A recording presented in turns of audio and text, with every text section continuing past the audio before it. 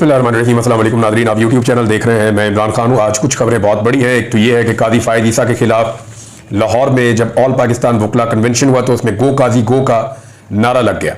यहाँ क्या होता रहा मैं आपको बताऊंगा। हुकूमत इसके मुकाबले में क्या कर रही है ये भी आपको बताते हैं। अयाज सादिक साहब जो स्पीकर कौमी असम्बली है, उन्होंने इलेक्शन कमीशन ऑफ पाकिस्तान को एक खत लिखकर सुप्रीम कोर्ट ऑफ पाकिस्तान के फैसले पर अमल दरामद से रोक दिया है। और सुप्रीम कोर्ट ऑफ पाकिस्तान का वो फैसला जो 12 जुलाई को आया था, जिसके तहत आज़ाद उम्मीदवार पाकिस्तान तहरीक इंसाफ को मिलने थे और जिसके तहत मखसूस नशिस्तें पाकिस्तान तहरीक इंसाफ का जो हक है वो उनको मिलना था, उसमें रोका है। ये क्यों किया उन्होंने और इसके पीछे क्या है? इलेक्शन कमीशन ने तीसरी मरतबा इजलास किया, फिर भी कोई फैसला नहीं कर सके। इलेक्शन कमीशन में जो है दरखास्तें भी दायर कर रहे हैं PMLN के लोग के जनाब मखसूस नशिस्तें हमें दी जाएं। हालांकि सुप्रीम कोर्ट ऑफ पाकिस्तान इसका फैसला कर चुकी है। सुप्रीम कोर्ट में प्रैक्टिस एंड प्रोसीजर एक्ट ये पहले भी यही हुकूमत लेकर आई थी और ये जब आया था तो इसके पीछे मकसद के ऊपर एक ऑर्डिनेंस लाने की तैयारी की जा रही है। तो हुकूमत एक नया प्लान लेकर आई है, एक नया मंसूबा है। इसको आप एक नई साजिश भी कह सकते हैं। लाहौर जलसे से पहले लाहौर में क्या कुछ हो रहा है, लेकिन सबसे पहले जो है वो बात करते हैं वकला की तहरीक की। आज पहला दिन था, वकला बहुत बड़ी तादाद में जो है वो लाहौर में इकट्ठे हुए। मैं आपको बता देता हूँ, इसमें पेशावर से, कराची से और बहुत दूर दूर से वकला आए। और सिर्फ आसमा जहांगीर ग्रुप जो है उनके कुछ वकला ने आजम नजीर तारड़ साहब के साथ मिलकर या कुछ सरकारी वकला ने एक प्रोग्राम किया था, वो दूसरी तरफ खड़ी है। और आसमा जहांगीर ग्रुप के वकला ने जिस तरीके से अपने ग्रुप को सरेंडर किया, जिस तरीके से उन्होंने आसमा जहांगीर साहिबा का जो नजरिया था उसको सरेंडर किया, तो उसके बाद अब सिचुएशन ऐसी है कि उनके लिए अगली मरतबा पाकिस्तान में बार काउंसिल्स के इंतखाबात जीतना मुमकिन दिखाई नहीं दे रहा। अब बलूचिस्तान हाईकोर्ट बार वहां पे आई, बलूचिस्तान बार काउंसिल आई, Peshawar high court bar, Karachi high court bar, Multan high court bar, Pakistan bar council के 6 मेंबरान, पंजाब बार काउंसिल के अरकान और सुप्रीम कोर्ट में शामिल थे। जो बड़े वकील इसमें शामिल थे उनमें हामिद खान, हैदर इमाम रिजवी, सलमान अकरम राजा, अली जफर, आबिद जुबैरी, रबिया बाजवा, मुनीर काकड़ साहब, असद मंजूर भट्ट साहब हैं, चौधरी इश्तियाक साहब हैं, आबिद साकी साहब और अहमद अली कुर साहब। ये लोगों का ताल्लुक जो है वो आसमा जहांगीर ग्रुप से है। यानी सिर्फ वो वकला नहीं थे जिनका ताल्लुक हामिद खान ग्रुप से है या जो थोड़ा सा पाकिस्तान तहरीक इंसाफ के प्रो चलते हैं, बल्कि हुआ ये कि जितने वकला आइन और कानून के साथ खड़े होना चाहते हैं वो वकला अब एक ग्रुप बंदी से निकलकर वो इलेक्शन आएगा तो देखेंगे। एक हामिद खान ग्रुप है, जब इलेक्शन आएगा तो देखेंगे। एक्चुअली ये टाइम है अदलिया को बचाने का और अदलिया की आज़ादी और उसकी बहाली का। जब पहले भी अदलिया की बहाली के लिए एक तहरीक चली थी तो उस तहरीक में वकला के जितने ग्रुप्स थे वो सारे इकट्ठे होकर शामिल हो गए थे और अब भी सिचुएशन वैसी ही लग रही है मुखालफत के बावजूद। लेकिन फिर भी आजम नजीर तारड़ साहब ने या एहसन भून साहब ने, इन लोगों ने अपनी जो वकला की एक ताकत उनके पास है, क्योंकि सरकार की एक ताकत उनके पास है, वो बहुत सारा ऑब्लाइज कर सकते हैं। ऐसे इल्जामात लगे बहुत ऑब्लाइज कर रहे हैं, बहुत सारे लोगों को एडजस्ट किया गया है और सरकारी वकील बनाए जा रहे हैं और बहुत सारे इनके पास फंड्स भी हैं, बहुत सारे इख्तियारात भी हैं, तो उनकी वजह से ये कंट्रोल कर रहे हैं। लेकिन ये अगली मरतबा मैं जिससे भी बात कर रहा हूं वो ये कह रहे हैं कि आसमा जहांगीर ग्रुप के लिए इलेक्शन जीतना मुश्किल हो जाएगा। गो काजी गो का नारा लग गया। वकला ने एक तो ये कहा कि आइन के अंदर हम किसी किस्म का खिलवाड़ नहीं होने देंगे, जो आइन की बुनियादी रूह है उसको खराब नहीं होने देंगे और आइन से मुतसाद होने देंगे, हम किसी तरमीम को नहीं मानेंगे। वकला ने साफ कहा कि 2 चीफ जस्टिस नहीं होंगे, कोई आईनी अदालत नहीं होगी, एक ही चीफ जस्टिस होगा और वो जस्टिस मंसूर अली शाह होंगे 26 अक्टूबर और उसके बाद से। जस्टिस मंसूर अली शाह साहब चीफ जस्टिस होंगे और कोई आईनी अदालत ना बना लिया ना उसकी जरूरत है। हाँ, ये हो सकता है कि बेंच बन जाए और वो बेंच जो है वो आईनी मुकदमात सुना करे, आईनी मामला सुना करे। एक अदालत की जो कमेटी है सीनियर जजेस की, वो एक बेंच खुद भी बना सकते हैं। हुकूमत उनके साथ इसके ऊपर गुफ्तगू शरीक कर सकती है जनरल के। तो गो कादी गो का नारा लग गया। कादी साहब जो है वो पाकिस्तान के पहले चीफ जस्टिस हैं जो 1 साल पहले वकला के दिलों की आवाज थे। 1 साल पहले कादी साहब के हक में वकला खड़े थे। 1 साल पहले वकला ये कह रहे थे कि कादी साहब के साथ ज्यादती हो रही है। जब कादी साहब के ऊपर एक रेफरेंस आया तो वकला तंजीमें और उनके साथी उनके साथ चट्टान बनकर खड़े हो गए। लेकिन अपनी 1 साल कारकर्दगी में कादी साहब ने ऐसा कर दिया कि उनके अपने साथ वकालत करने वाले वकला भी आज उनके साथ नहीं खड़े। कि पहली मर्तबा किसी ऐसे चीफ जस्टिस को जो आईनी तौर पे चीफ जस्टिस बना हो उसके खिलाफ गो काजी गो का नारा लग गया और ये नारों से लाहौर गूंज रहा था। वकला ने बड़े जोश और जज्बे के साथ वहां पे तकारीर की है। अब उनका ये कहना है कि अगले मरहले में वो जा रहे हैं पेशावर। वकला की तहरीक का जो अगला पड़ाव है वो पेशावर में है, वो वहां पे अगली कॉन्फ्रेंस करेंगे, उसके बाद वो कराची जाएंगे और देन फाइनली फिर वो एंड में इस्लामाबाद जाएंगे और सुप्रीम कोर्ट ऑफ पाकिस्तान की तरफ जाएंगे। अगर हजारों वकला सुप्रीम कोर्ट ऑफ पाकिस्तान ना कि अगर वकला हजारों की तादाद में नहीं जाते तो ये रास्ता रोकना मुश्किल हो जाएगा। ये कुछ ना कुछ करके ऐसी आईनी तरमीम करेंगे।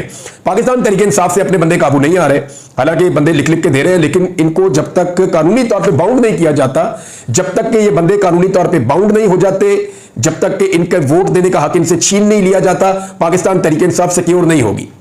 वजह यह है कि हुकूमत के पास जो मेंबर्स हैं वो 212 है, उनमें 2 मेंबर जो है वो पाकिस्तान तहरीक इंसाफ के हैं, जिनमें एक चौधरी इलियास मुझे धमकियों वाले मैसेजेस भी करवा रहा है, टेलीफोन भी करवा रहा है, तो ठीक है करवाता रहे, इससे पहले भी बड़े देखे हैं एक और सही। तो बहरहाल ये जो चौधरी इलियास है ये तो काफ लीग को ज्वाइन कर चुका है, और आदिल बादजोई जो है बलूचिस्तान में वो नून लीग को ज्वाइन कर चुका है, और इन दोनों लोगों ने बयान अल्फी लिख कर दिया था, और बयान अल्फी लिख कर दिया और एक को नून लीग में डाल दिया और एक को काफ लीग में डाल दिया। ये 2 वोट अगर हुकूमत के गिरे जाए तो 214 बनते हैं। इन 2 बंदों को बार बार पाकिस्तान तहरीक इंसाफ कह रही है कि भाई आप चल के जाकर हमारी डायरेक्शन के मुताबिक चले और जाकर जान चुनाएं, आप बताएं कि आप काफ लीग के मेंबर नहीं है। अगर ये आदमी काफ लीग से निकलता है तो काफ लीग की एक मखसूस नशिस्त भी निकल जाती है, तो हुकूमत की 1 नहीं 2 सीटें जाती है।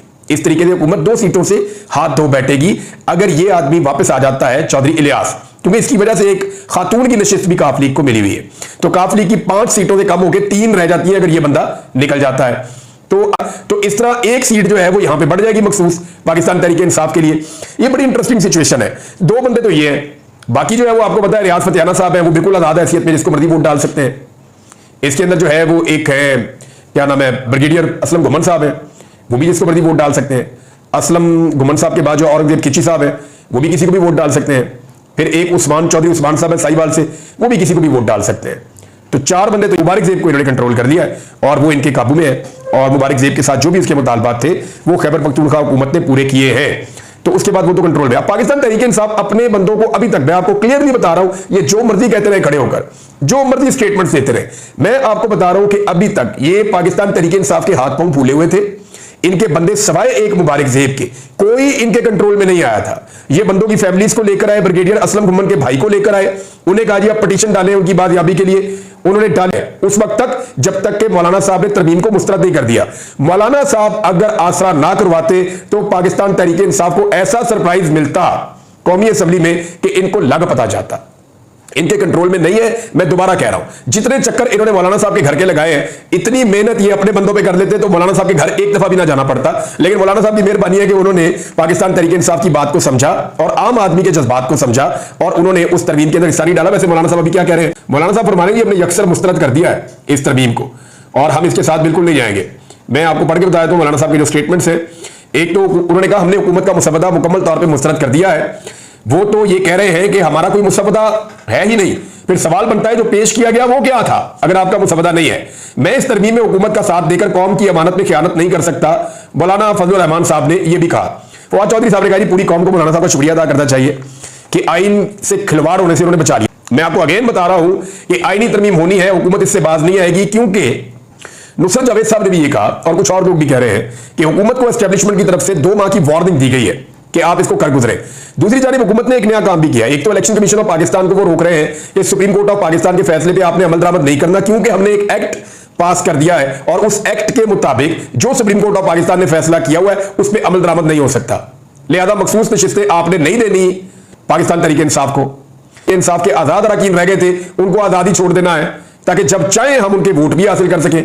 तो ये हुकूमत ने कोशिश की है एक दफा, फिर सिर्फ एक कोशिश नहीं की, एक और भी की है। लेकिन याद रखिएगा अभी भी सुप्रीम कोर्ट ऑफ पाकिस्तान का एक तफसीली फैसला आना बाकी है। वो 8 जजेस का फैसला होगा और जब वो तफसीली फैसला आएगा तो बहुत सारी चीजें मजीद क्लियर हो जाएंगी। अभी किसी के वहमो गुमान में भी नहीं है जो हो सकता है, यानी मुझे भी आइडिया नहीं है। लेकिन जब मैं रिपोर्टर से पूछता हूं जो वहां कोर्ट में जाते हैं, उनसे पूछता हूं तो वो कहते हैं कि हमें लगता है कि बहुत बड़ा सरप्राइज आने वाला है। और उन सबका यह आइडिया है कि जब भी मखसूस नशिस्तों के हवाले से तफसीली फैसला आएगा तो हुकूमत के 14 तबक रोशन हो जाएंगे। बहरहाल पाकिस्तान तहरीक इंसाफ के पास अभी यह मौका बाकी है, लेकिन एक काम और है जो हुकूमत करने जा रही है। इसी हुकूमत ने सुप्रीम कोर्ट का प्रैक्टिस एंड प्रोसीजर एक्ट बनाया था। यानी इससे पहले यह इख्तियार चीफ जस्टिस का होता था कि वो केस जहां दिल करे। तो जस्टिस उमर अता बंदयाल साहब को गालिबन उस दौर में काबू करने के लिए इन्होंने एक नया कानून बना दिया, जिसके मुताबिक 3 रुकनी एक कमेटी बन गई, जिनमें चीफ जस्टिस और उनके बाद दूसरे और तीसरे नंबर के जज, ये 3 जजेस बैठेंगे और बैठने के बाद ये फैसला करेंगे कि बेंच क्या बनाना है, और बेंचों की तश्कील और जो अहम मामलात हैं बेंचेस से मुतालिक वो ये कमेटी करेगी। अब हुआ ये कि कादी साहब को उस दौर में तो ऑब्लाइज कर दिया गया। मैंने भी कुछ बुकला से बात की, उन्होंने कहा ये कादी साहब की ख्वाहिश पे हुआ था कि कादी साहब के बंदयाल साहब के दौर में भी वो इन्फ्लुएंस कर सके। लेकिन अब क्या हुआ, अब ये हुआ कि बजाय इसके कि कादी साहब के दौर के अंदर उसको कंटिन्यू किया जाता, अब उसको दोबारा एक ऑर्डिनेंस के जरिए से तब्दील किया जा रहा है। ऑर्डिनेंस ये होता है कि इसके लिए कानून साजी की जरूरत नहीं पड़ती, आप आर्जी तौर पे ऑर्डिनेंस ला सकते हैं, फिर आपके बाद एक टाइम होता है कि आप कौमी असेंबली और सेनेट से उसको आप सादा अक्सरियत से मंजूर करके उसको एक्ट बना दें। तो ऑर्डिनेंस के लिए ये होता है कि आप काबीना से मंजूरी ले लेते हैं, कैबिनेट तो इनकी अपनी मंजूरी, सदर कहता है जी ओके हो गया और वो ऑर्डिनेंस जारी कर देता है। ऑर्डिनेंस ये जारी कर रहे हैं कि चीफ जस्टिस होगा, इसके साथ दूसरे 2 सीनियर जजेस नहीं होंगे, यानी जस्टिस मंसूर अली शाह और जस्टिस मुनीब अख्तर पहले होते थे, तो कादी साहब अकलियत में चले जाते थे, तो मर्जी का काम नहीं हो रहा था। तो अब यह किया गया कादी साहब के साथ एक सीनियर जज होगा, दोनों में से एक होगा, या मुनीब अख्तर साहब होंगे या होंगे जस्टिस मंसूर अली शाह। तो एक सीनियर जज होगा और एक कोई भी कादी साहब अपनी मर्जी से नीचे से जज उठा के ले आएंगे अपनी मर्जी का, और ये 3 बंदे। तो मैंने वकला से बात की, मैंने कहा ये होने क्या चाह रहा है। उन्होंने कहा जी कुछ केसेस ऐसे हैं जो सुप्रीम कोर्ट ऑफ पाकिस्तान में आने लगे, हुकूमत को इस बात का आइडिया है और अब कोशिश ये की जा रही है कि प्रैक्टिस एंड प्रोसीजर जो एक्ट है उसके अंदर एक तब्दीली की जाए और एक ऑर्डिनेंस जारी करवाया जाए, ताकि वो जो कमेटी है 3 जजेस की, वो इस तरह की कमेटी बन जाए कि बेंचेस हुकूमत अपनी मर्जी के लगवा सके। ये मुबैना तौर पे सारी गेम है कि हुकूमत को क्या जरूरत पड़ी है कि एक आपने अभी एक्ट बनाया है, दोबारा आप उसके ऊपर ये ऑर्डिनेंस लाए है। वजह बड़ी सादी है कि ये हुकूमत जानती है कि कुछ केसेस अब सुप्रीम कोर्ट ऑफ पाकिस्तान में आएंगे। यानी इमरान खान साहब से आज मुलाकात करने के लिए लोग गए तो सियासतदानों को उन्होंने नहीं मिलने दिया। वजह यह है कि लाहौर का जलसा आ रहा है, इमरान खान साहब कोई गाइडेंस ना दे दे, तो उन्होंने इमरान खान साहब से सियासतदानों की मुलाकात आज रोक दी। लेकिन अजहर सिद्दीक साहब के पास इस्लामाबाद हाईकोर्ट का ऑर्डर था, वो गए जाके वो बुशरा बीबी से भी मिले, इमरान खान साहब से भी मिले।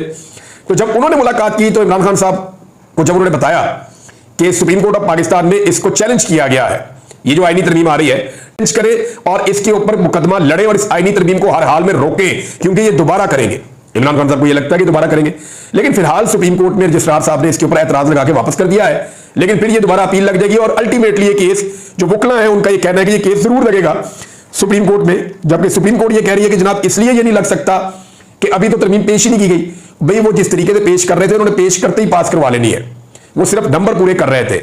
ये वो बहस मुबाहिसे वाली तरमीम नहीं है, फिर बहस होगी, फिर एक एक शिक के ऊपर बात होगी, फिर तरमीम उसके अंदर दोबारा होगी, फिर जो चीजें अच्छी है वो रह जाएंगी, जो बुरी है वो निकल, ऐसे नहीं होना। ये पूरी तरमीम का बुलंदा आना ऐसे करके और टक करके नंबर पूरे करने, स्पीकर ने कहना आईनी तरमीम पास, फिर उसके बाद ये सेनेट में जाएगी, वहां पे उन्होंने कहना जी आईनी तरमीम पास, उसके बाद सदर के पास जाएगी, उन्होंने नोटिफाई करके ये 24 घंटे के अंदर पूरी कार्रवाई हो जानी है।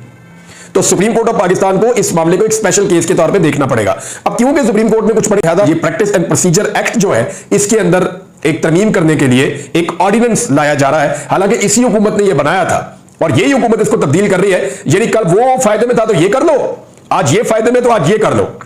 अंदाजा कीजिए कि जस्टिस कादी फायद ईसा साहब के लिए या उनको फैसिलिटेट करने के लिए बाहर दिखाई देता है ये चीजें और ये नजर आता है और लोग खुलकर कहते हैं ये कि उनको फैसिलिटेट करने के लिए हुकूमत कितनी दफा ऑर्डिनेंस लेके आएगी, कितनी करेगी।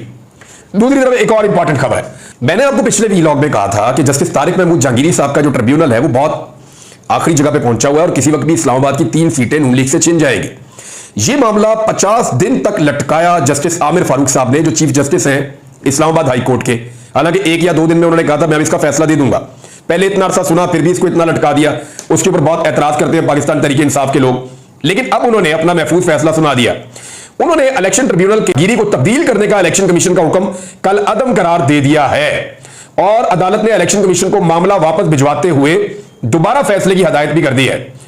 ये नहीं वो कह रहे तहरीरी फैसला बाद में जारी किया जाएगा, लेकिन मामला यह है कि अगर आपने कह ही दिया कि आपका यह फैसला गलत है जस्टिस तारिक महमूद जहांगीरी को हटाने का, तो फिर आप फैसला दे देते कि तारिक महमूद जहांगीरी साहब केस सुनेंगे और वो केस सुनना शुरू कर देते।